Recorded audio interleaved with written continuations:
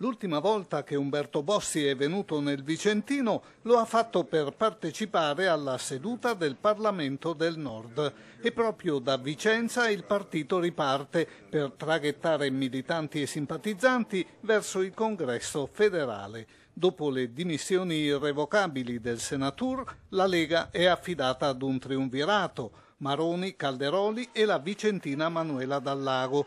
Nuovo tesoriere al posto di Belsito, sotto inchiesta, un altro vicentino, il senatore Stefano Stefani.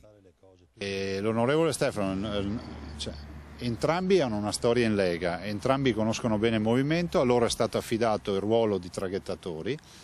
L'onorevole Stefani peraltro dovrà occuparsi dei bilanci. A me sembra già intelligente la proposta che ha fatto di fare una due diligence. Per il governatore le amministrative non saranno un momento facile, ma dice: ci giocheremo questa partita.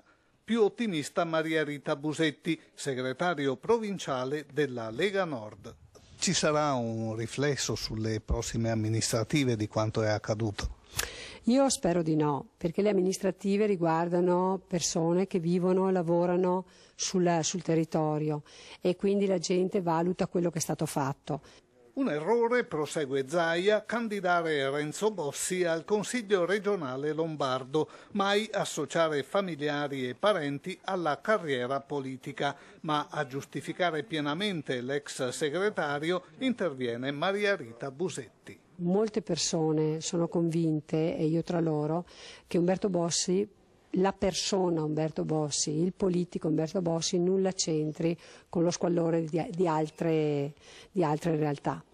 Nonostante la bufera sul partito, la Lega in Parlamento resta all'opposizione, conclude Zaia. Sono troppi i temi su cui dobbiamo ragionare con il governo Monti.